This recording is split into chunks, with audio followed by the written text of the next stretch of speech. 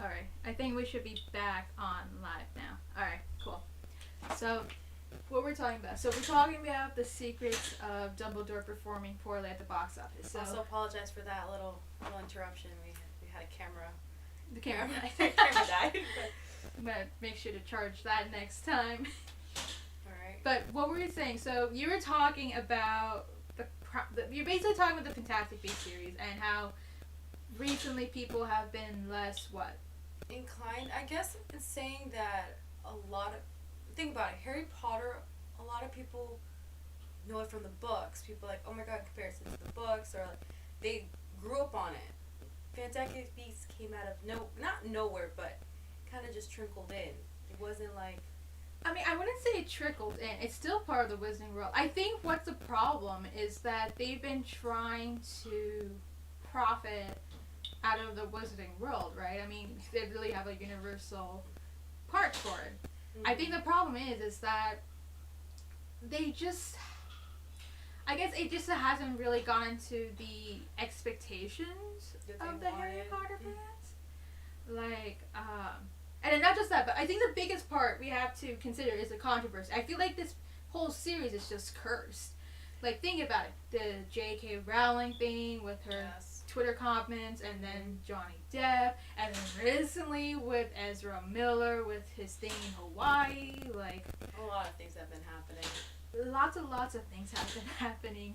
That at this point, it's kind of just like, it's just a curse for Warner Bros. Having this franchise that they have, right? So, and that probably even played a part into why their box office has performed poorly. But also, I do have to say one thing. Like, I felt like when Secrets of Dumbledore was coming out, right? I guess it just wasn't something that was in the back of my mind. Like, maybe the marketing was there or whatnot, but it just didn't really excite me. I think also, like, for movies in general, it's hard to get advertisements out there in comparison as before. We're not watching things on cable anymore. We're watching on streaming services. But remember though, I remember my comment about Sonic the Hedgehog. It made $70 million and it did better. It did better, but it had marketing. In a sense, like, there's a lot of different ways people now market now through social media and everything, and word of mouth a lot of times. I guess, yeah, but I don't know. But here's the thing now. It's like, so when we're thinking about the box office numbers for Secrets of Dumbledore, right? This is a third of the franchise, right? Is there gonna be another one? Well, here's the thing, right? It's supposed to be a 5-part series, right? Mm-hmm. So the question is, if it's gonna keep on declining, will there be a chance for a 4th movie? Because now, I know you haven't seen the latest movie. No, I've seen it. You haven't even seen any of them. Mm-mm. But, all of Harry Potter, but not the Fantastic Beasts. I just didn't really get into it. So, then the question is, given what has happened in terms of the box office, what are the chances of a 4th movie happening? Because now, I've seen it, right?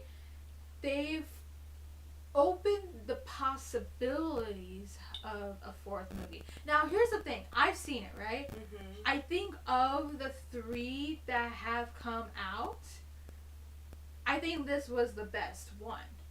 Now, that's not saying much. I mean, comparison to Harry Potter series and this, like, I mean, it's not really something that is like a big feat or anything like that. But I thought it was the best one. I felt like, I mean, Jude Law was great as Dumbledore. I think his chemistry with Mads Mikkelsen, who plays Grindelwald, who replaced Johnny Depp, was basically the star of the film, right? Mm-hmm. There was a lot of great chemistry between the cast. Even there was a new character that got introduced, and I actually enjoyed this new character. I can't remember her name, but she was like a good friend of Newt or something. And I thought that the chemistry between the cast was great, right? Mm-hmm. Story-wise, yeah, there were some things here and there. It's not the most flawless story. I mean, some things I feel like could have just been out, and but in the end, I enjoyed it because I felt like there was something at stake, right? And then they resolved it by the end of that movie, by the end of the movie, but also kept the doors open. And I think the biggest part was that they really resolved a lot of the big parts of the story. Um, so the part like you don't know, I know haven't seen, but there's one part with Credence, right? They introduced him in the first movie. They give you a big plot twist in the second film, and then here they kind of, in a way, resolved his story. Like it worked well with what they were trying to do story wise, right? And I feel like there was a lot of resolution for it, like because Grindelwald kept a lot of things open. Like it was kind of a cliffhanger.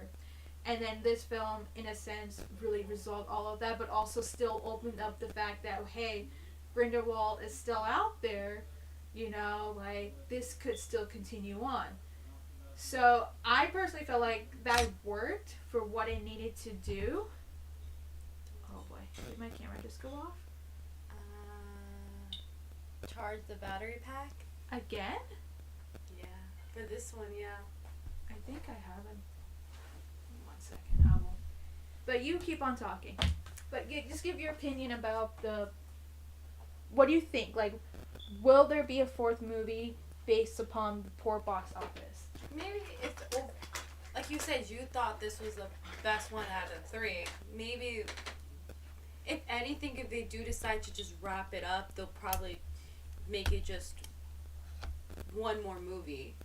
And just embody, instead of the 5-part series, it'll just be 4 series. And just put everything in 5 and try to squeeze it in. It's the only thing that they could possibly do if they really, really want to finish the series. Because there's some people out there that genuinely like the movies, and, you know, it's the only thing they can do. Okay, there we go. Yeah, we're good. We're back on. Good thing I had a backup for that. Yeah, we need to work on it. I'm going to make sure that I recharge everything right before our shows. But we're going to have to, remember, we have to do a lot of testing. Yeah, there was a lot of mic on, mic off, but that's in everything. Yeah. But yeah, so you're basically saying that there should be an opportunity for at least one more movie to resolve everything. The last Because I don't know what happened, so I can't say for sure it needs to be wrapped up. So maybe they do. You've seen it. I haven't. I mean, is it necessary? I don't think so, because in a way they've wrapped up a lot of big things, like with the Credence and the whole not the chemistry, but the whole struggle, like the conflict between Dumbledore and Grindelwald. The main part of it kind of got resolved, but he's still out there, so there's still a possibility that could still continue the story. Well, could there? Do I think another one should be possible? I mean, I guess you can, unless for it to happen, for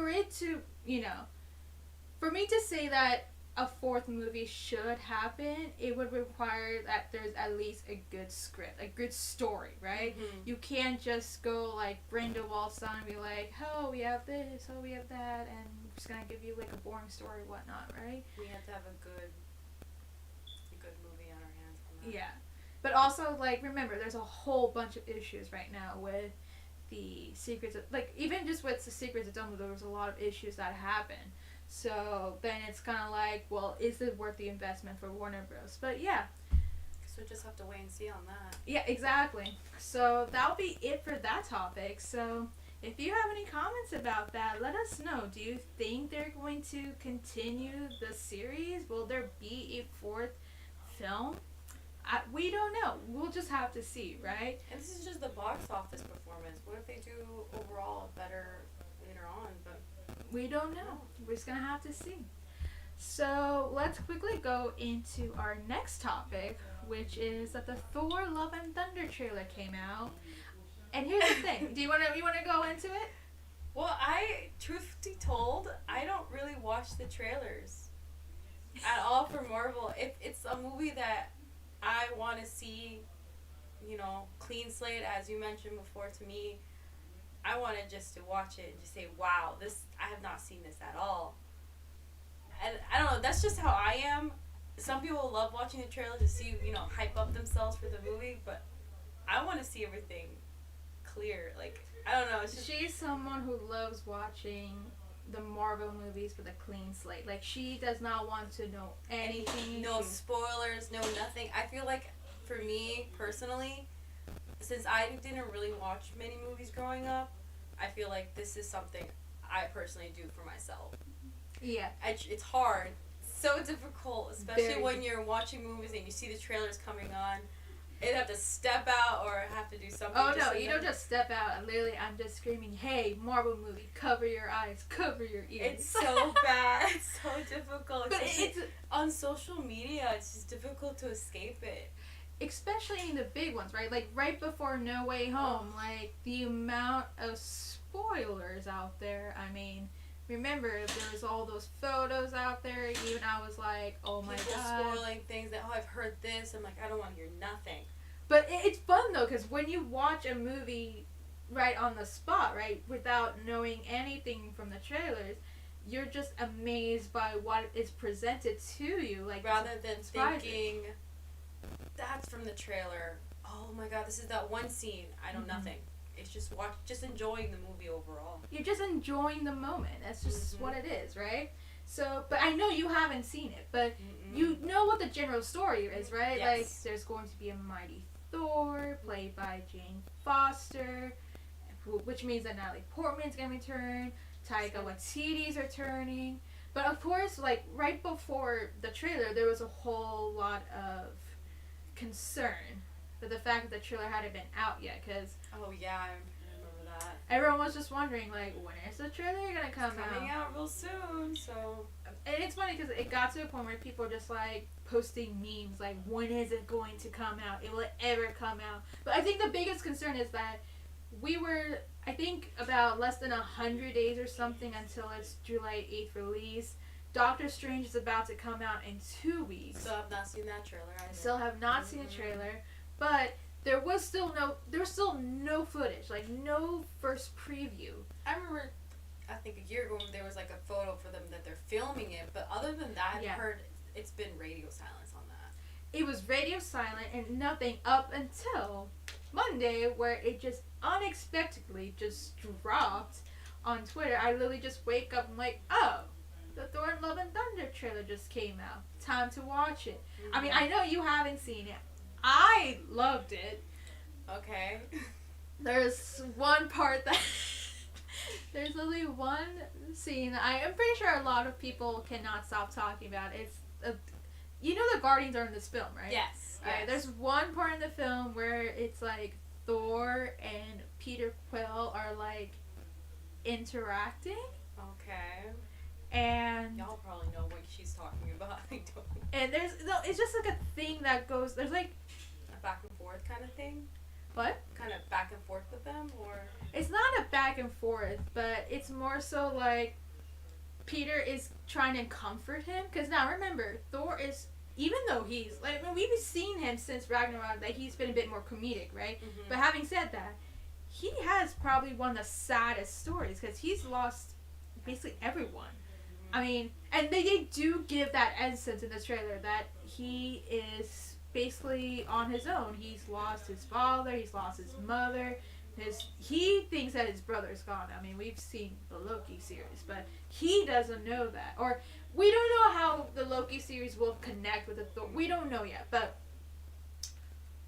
he's alone. He remember, he even went on, he was in a very, very dark place, even in Endgame, right? Yes. Like, he felt very defeated, right?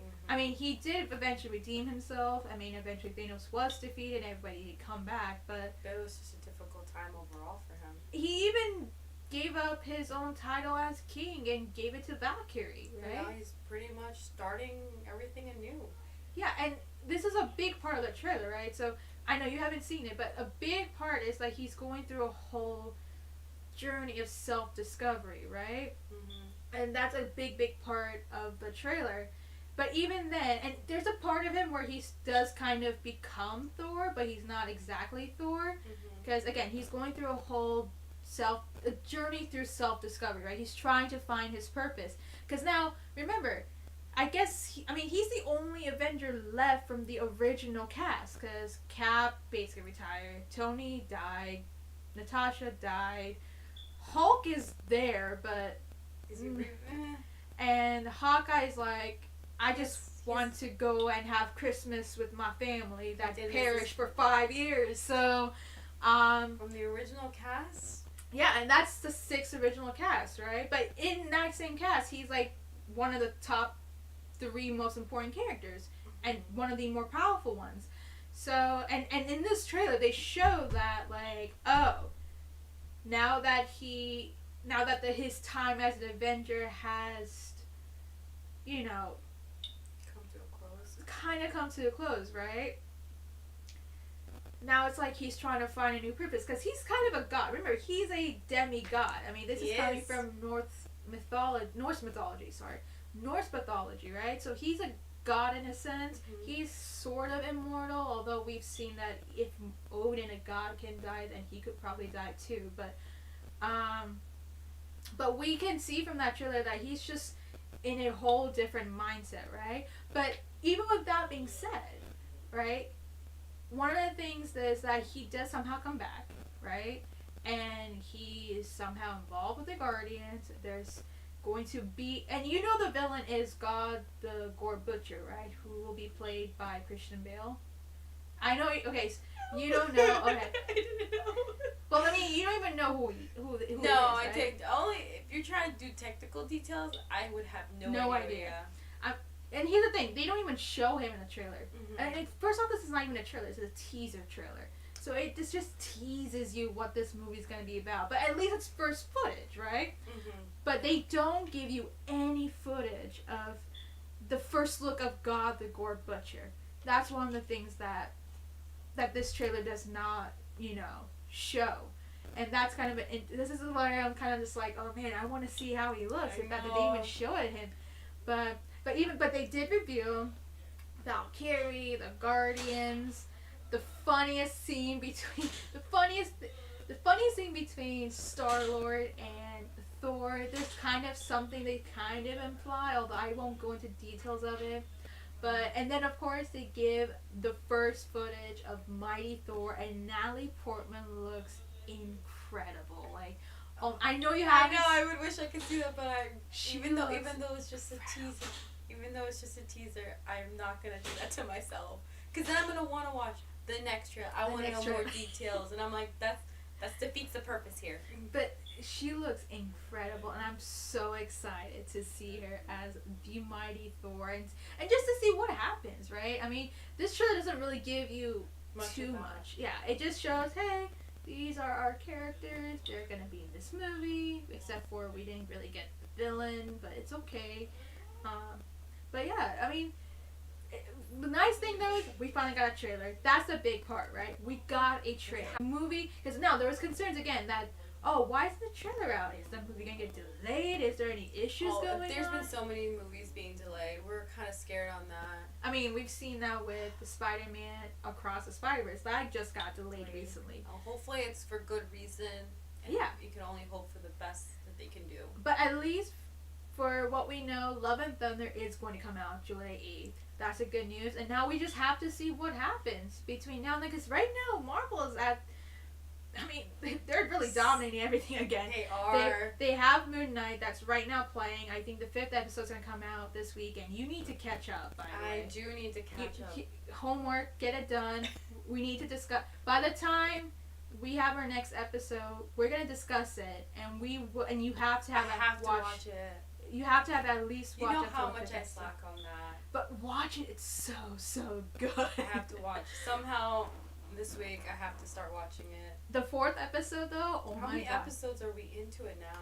Right now the 4th one just dropped on Wednesday, and it's bizarre and mind-blowing, and it really it goes into the whole adventure of like Egyptian mythology, but the latest episode really dives into the whole psychological mindset. Like this is exactly what I wanted. But go and get into it because I really want to go. Because here's the thing, And I know we kind of digress a little bit, but it's okay. But here's the thing. So the critics who have seen the series before it premiered, right? They've only were able to watch for up to 4 episodes. Oh, so that's interesting. The 5th episode, everyone is going in blind eye. No one knows what happened. Not even the critics. That's an interesting way they did that. Yeah, and so that's a first.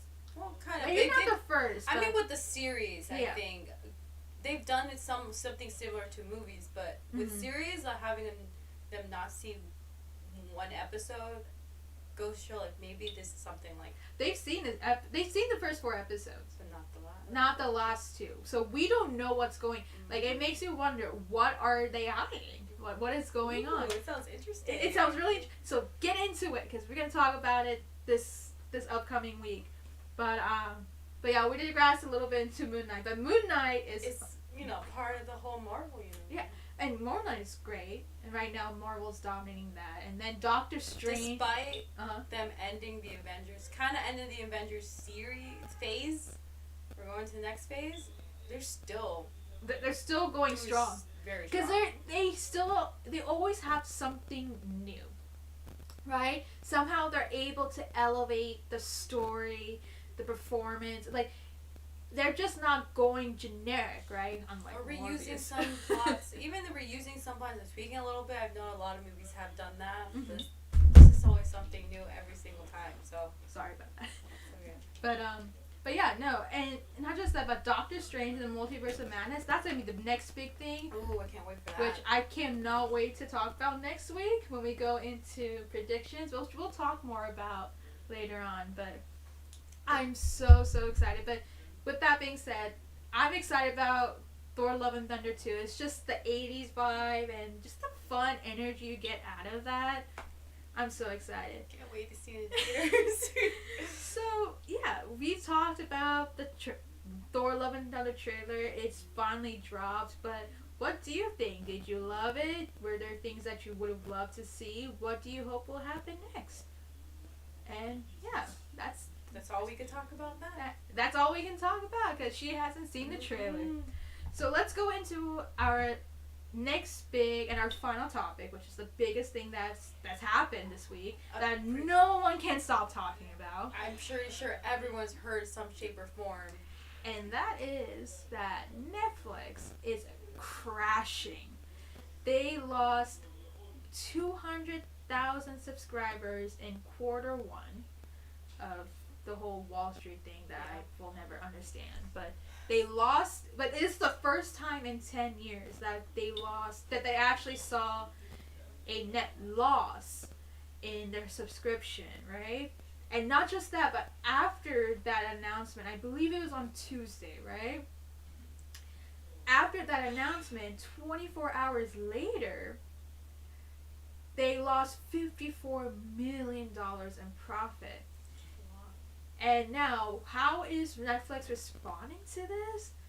They're saying, they're gaslighting that it's the customers that led to this, saying it's the password sharing that is causing the loss of the subscription numbers, and now we gotta crack down on password sharing, and because it is getting a bit pricey, let's add it in a tier system, one that's with ads and all that. And it's kind of like the biggest baloney that I've ever heard from Netflix. Like the fact that this is their solution to all of this, and it's just like there's better solutions to this. There's better solutions, right? So, what do you think, right? Like hearing that this is how Netflix is responding, right? I mean, recently we just heard that they canceled a lot of projects. And they even just downgraded the animation studio, or the animation team, right? Or whatever, but the animation side, right? Mm-hmm. So what do you think? Like, just hearing that, this is how they're responding. This is their response to their loss recently. It's a negative response. For one, you start seeing what we've all been seeing. I've gone on Netflix and I just scroll through and there's just not something I want to watch on there anymore. There isn't anymore. There's just overused generic plots. There's nothing really like I want to watch this. I can't wait to see this. There's no real marketing anymore. What are they doing? Are they just letting it run at this point? And here's the thing: the fact that you mentioned the whole marketing thing, it's like something that I've been saying. Like for someone, because now I use your Netflix, so this will affect me in a sense. But it's not even just that, right? When I go onto, because now we don't just have Netflix. Like we have HBO Max, we have Paramount Plus, we have Hulu, Disney Plus, right? We have so many streaming services. And of all of those streaming services, I will tell you right now, the ones that I use the most are HBO Max and Hulu. And I like HBO Max the most because the content that they have on HBO Max is great. The quality of shows and movies that they have, I'm tuned into. Like Mayor of Easttown, it's not like I saw a lot of marketing for it, but when I saw it, it was good, right? Euphoria was another big example. But not just that, but their collection of like older movies, it's great. Like I had this opportunity to go see more classic movies on their platform, right? Whereas Netflix doesn't really have a huge collection of that. And that's a big thing, is that I get it. Netflix is losing a lot of IP recently because of the whole like competition that started to arose in the streaming wars, right?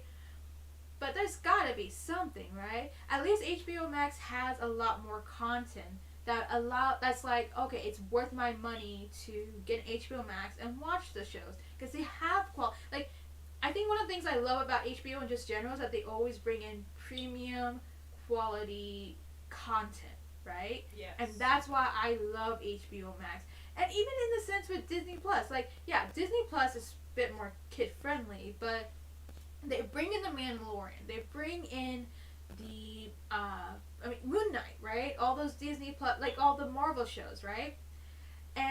But the thing is that they actually market the heck out of those shows, saying, hey, this is what we got, right? Like, boom, we have this show playing for so and so weeks.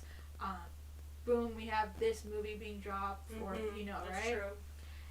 And yet, with Netflix, I think the biggest problem is that they always dump a whole bunch of movies and TV shows on that one Friday, and they're just like, okay, here you go. This is what we got. Just watch whatever, right? Without really going into like the marketing of it. Like recently, right? Russian Dolls just came out. Which you never heard of, I know. No, unfortunately, I have not. But here's what I can tell you, right? Russian Dolls. So the second season just came out, right? Mm-hmm. The first season came out in 2019, right? This is 3 years ago. But 3 years ago, Russian Dolls was one of the talked about shows in 2019.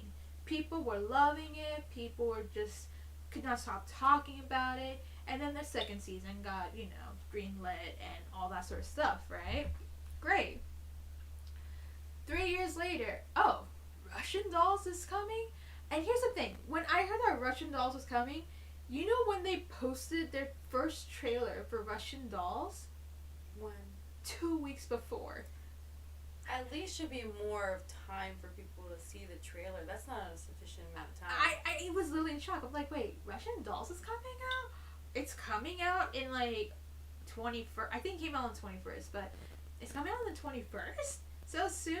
And the reason why I only know is because I work as a writer for an entertainment website, but that's how I knew. But had it not been for that, I feel like I wouldn't have never knew that Russian Dolls was coming out. And I still haven't even watched the actual season yet because I've been hearing mixed vibes about it. But then that's not just one example, right? Another example I can show you is Ozark.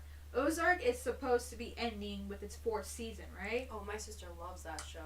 It's so good. I got into it during the pandemic, and I finished it off by the time, like, during the pandemic, I watched all 3 seasons and heard the 4th season was going to be the final one. I was like, okay, great, I'm excited, right? And that was last year.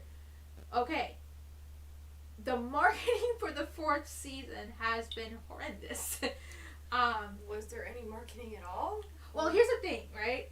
Recently, one of the things that I will say is another big problem is that with Netflix's platform, right? Like, the way that they do their series, right? It's not like, oh, you watch an episode per week, right? It's not per week. It's everything just gets dropped right there, So right? A lot of people just binge. People are just binging the hell out of the episodes, right? The whole show, right? So one of the things that they're trying to do is trying to extend it by making it into 2 parts. So Ozark is one example where it's going to be into 2 parts. Stranger Things is going to be the next series that's going to be turned into 2 parts. I heard about to that. To at least help, generate more enthusiasm for that show rather than just be like, hey, okay, here's a show right here, and here you can just watch it, and hopefully it'll be the top, trending top. How they have the trending top 10. The trending top 10 that's gonna be there for who knows, maybe 3 days. If we get lucky, maybe 6 weeks. I've seen the top trend, and I'm like, I didn't hear about this one. I didn't hear about that one. I see this one, but it's a known one. There's not. I feel like, I just can't get into shows in Netflix anymore as I used to. You just can't. And here's the thing. Again, going back into the marketing, right? Ozark, when the first part came out, it was released in January. It was the first, I think it's 5 episodes. Even before then, the marketing was not great, right? I was like, I didn't really go into Ozark Part 2 being like, I'm excited because the marketing has been so boring. Part 2 is supposed to be coming out like this week, I believe.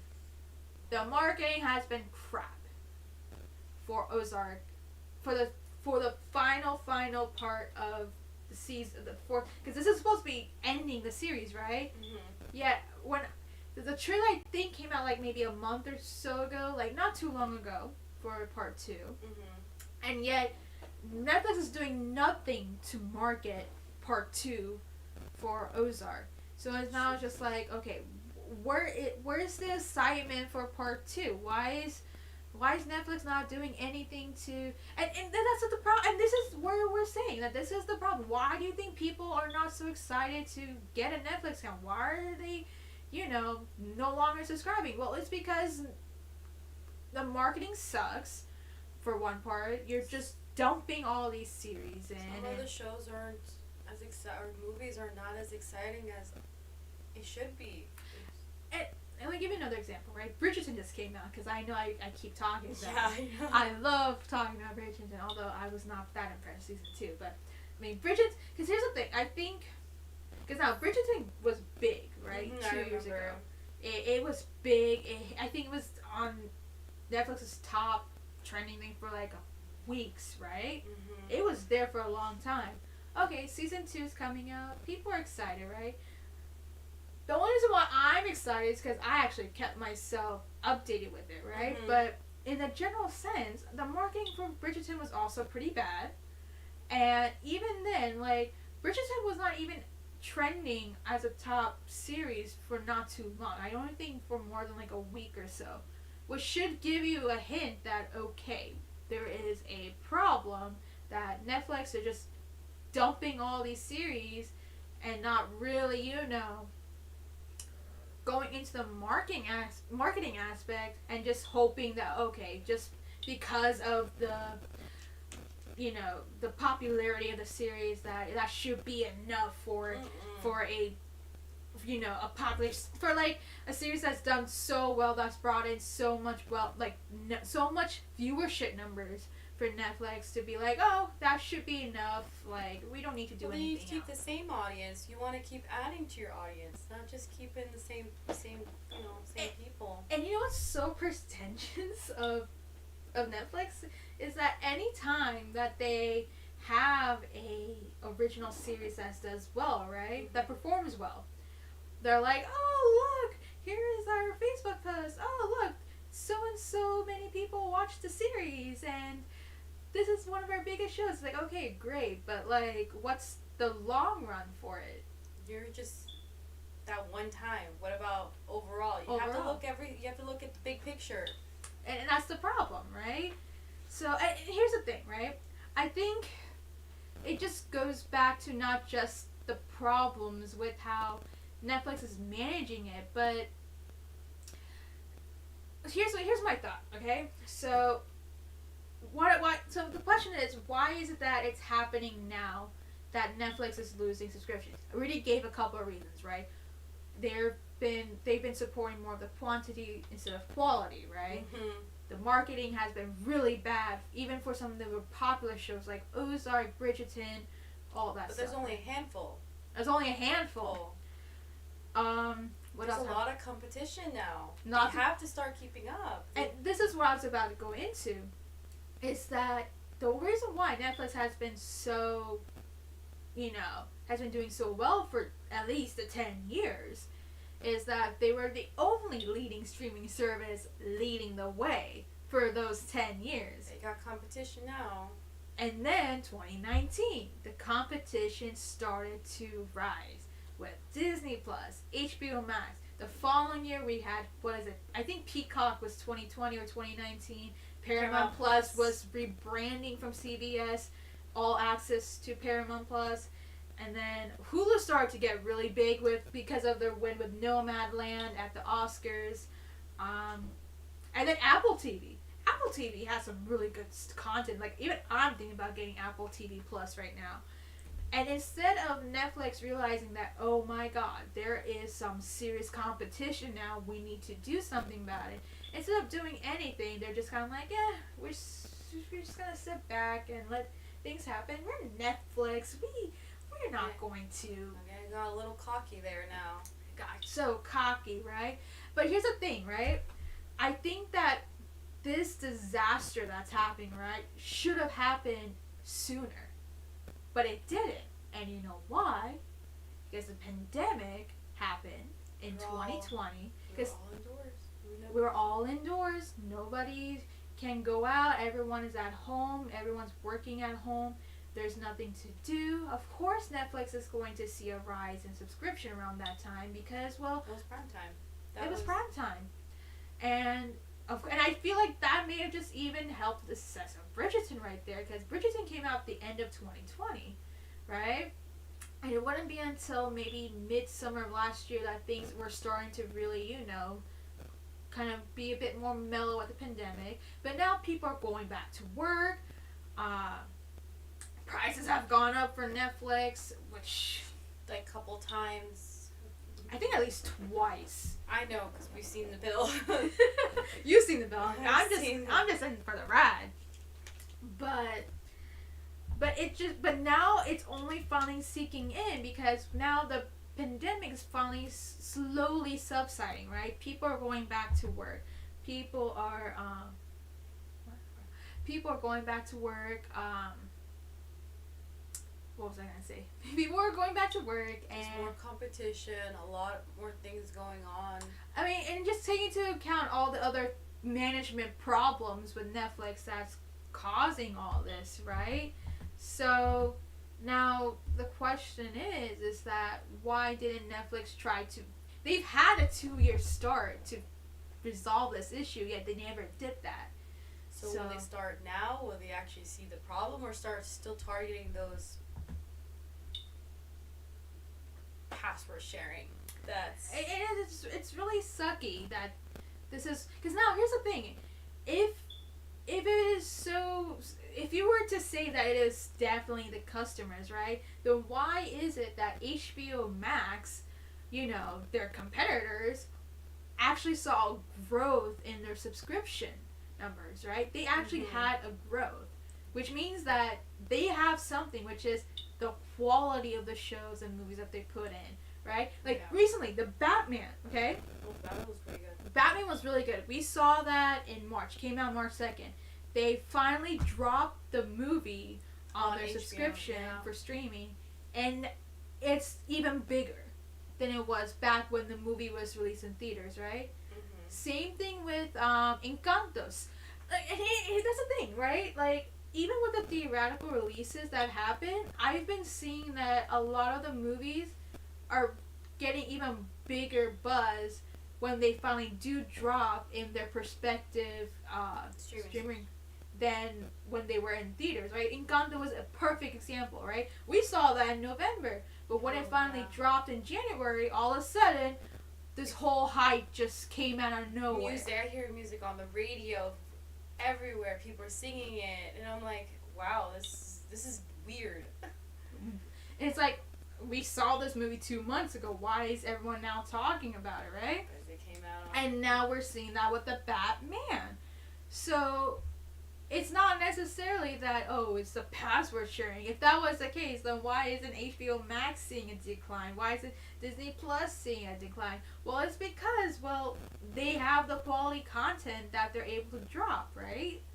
So that was just my take. I mean, that's the thing, right? You're just going into the simple rules of economics, right? When there is a competition, things are starting to get really competitive. And unless you are going to be able to keep up and start changing things, doing things differently, then the demand's going to go down. Especially if you're increasing the price and not making up for that price increase.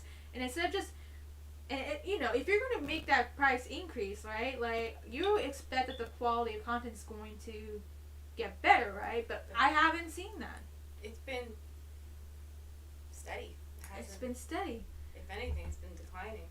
Which is unfortunate. So we can only hope that the other streaming services don't follow in those same footsteps and start, you know. I don't think they will, but who knows? We can only see in the future. We can't see into the future. Hopefully Netflix can turn a new leaf, but at this point, who knows? So, but yeah, I mean, that's my thought about it, right? That's our thought. So, yeah, so we've talked a lot about this just on a regular basis. So we're just gonna have to see what happens, right? So, I mean, that's all I have to say about it. But do you have any last thoughts? I think you covered basically everything we've talked about. I mean, there's only so much we could talk about. It's just Netflix just needs to work on itself. They definitely need to work on themselves. They really do. But that's all we have to say. I mean, what do you think is causing Netflix's decline? Are they making the right decisions? Why are they gaslighting the customers? Is that really the way to do it? How you guys been seeing Netflix lately? Have you guys found anything good? I mean, I haven't been lucky on that. I mean, I've been trying to watch Better Call Saul because I'm a bit behind on that, but that's about it. It just hasn't been. There's only so many diamonds in the rocks in there. Yep. So that's all for that topic. So let's go into some of our reviews. So now we're going to go into that part of the segment where we're going to share our reviews of the latest movies that we've seen. Let me just... Sorry. Just for one bit.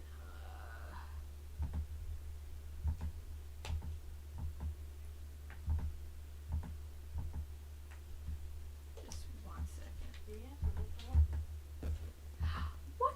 What happened? Your battery died. For what? Oh, there it goes. Oh my lord. Alright. Just give me 1 second. I can't believe it already died. Alright. Hey, technology can do the craziest things. Let me just end the streaming one more time.